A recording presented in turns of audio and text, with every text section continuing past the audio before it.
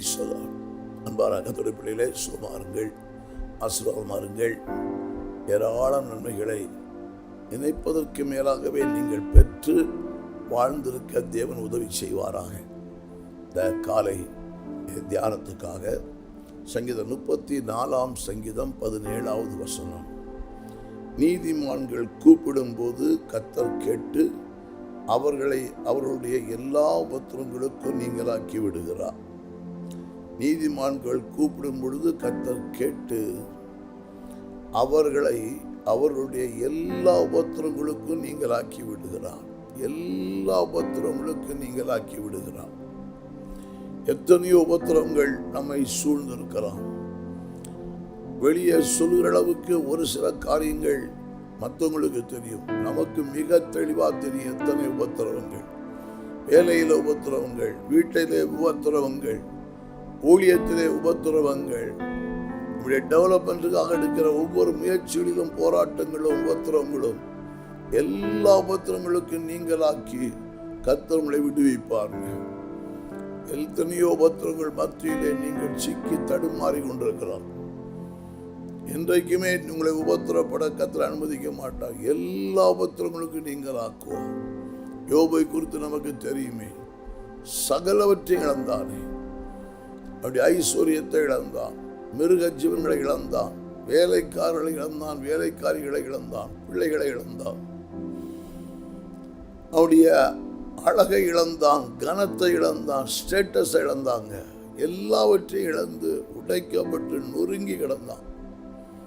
கர்த்தரோ அவன் சிறையிருப்பை மாற்றி அவனுக்கு முன்னிருந்த எல்லாவற்றையும் அவனுக்கு ரெண்டத்தனையாய் திருப்பி கொடுத்து கர்த்தர் அவனை ஆசீர்வதித்து 140 ஆண்டுகள் 4 தலைமுறைகளை கண்டு மகிழச் செய்தாரே.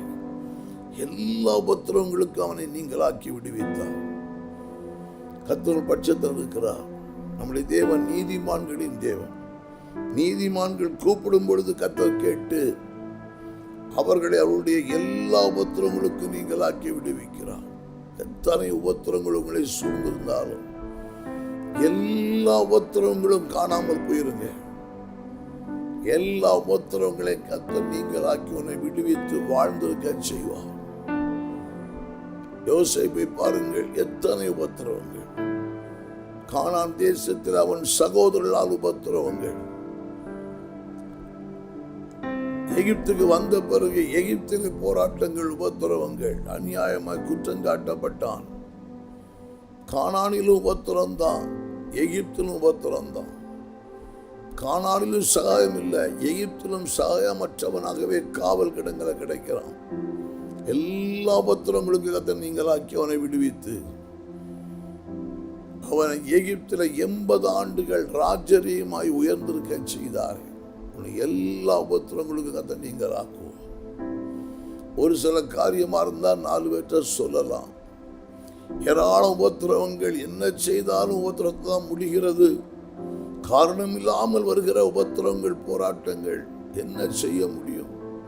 தேவ சமூகத்தில் இருதயத்தை உடைத்து கதறுவதை தவிர வேற என்ன வழி தெரிகிறது? தேவ ஜனமே, நீதிமான்கள் கூப்பிடும் பொழுது உன் ஜெபத்துக்கு கர்த்தர் மறுமொழி கொடுத்து எல்லா உபத்திரங்களுக்கும் உங்களை நீங்களாக்கி விடுவித்து வாழ்ந்திருக்க செய்ய தேவன் நல்லவரா இருக்கிறார். இந்த ஒரு உபத்திரம் 2 உபத்திரம் இல்லை, 10 காரியத்தில் 3 காரியத்துக்கு ஜெபம் பண்ணுவீங்க, 7 காரியம் அவ்வளவுதான் லைஃப் என்று அதோட டிராவல் பண்ணி கொண்டே இருக்கிறோம்.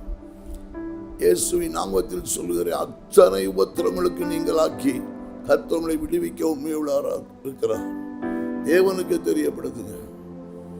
வழியெல்லாம் போராட்டங்கள் தான், எல்லா உபத்திரவங்கள், வாதையில் வல்லமை, கொள்ளை நோய்கள், இரவில் உண்டாக்கும் பயங்கரங்கள், சிங்கம், பால சிங்கம், வலு சர்ப்பம், அங்கே ஆபத்து, எல்லா உபத்திரங்களுக்கும் தேவன் நீங்களாக்கி நீடித்த நாட்களாய் ரட்சிப்பை கொடுத்து நீடித்த நாட்களாய் திருப்தியாக்கி ரட்சிப்பை காண்பிக்கிற தேவன் அல்லவா? நம்புங்க. எல்லா உபத்திரங்களுக்கும் உங்களையும், உங்கள் குடும்பத்தையும், உங்கள் பிள்ளைகளையும், உங்கள் பிசினஸையும், உங்கள் ஊழியத்தையும் எல்லா உபத்திரங்களுக்கும் நீங்களாக்கி கர்த்தர் விடுவிப்பாராக. நான் ஜெபிக்கிறேன். பரலோக பிதாவே, நீதிமான்கள் கூப்பிடும் பொழுது கர்த்தர் கேட்டு அவர்களை அவருடைய எல்லா உபத்திரங்களுக்கு நீங்களாக்கி விடுவிக்கிறார். மக்களுடைய எல்லா உபத்திரங்களுக்கு நீங்களாக்கி விடுவிக்கும்படி ஜெபிக்கிறேன்.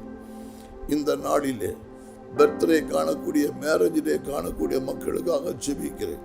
உடைய மக்களை எல்லா உபத்திரங்களுக்கு நீங்களாக்கி விடுவித்து விடுதலையோடு உடைய மக்களை வாழ்ந்திருக்க செய்வீராக. இயேசுவின் மூலம் ஜெபிக்கிறோம் எங்கள் நல்ல பிதாவே. ஆமென், ஆமென். God bless you. கர்த்தர் அப்படியே செய்வாராக.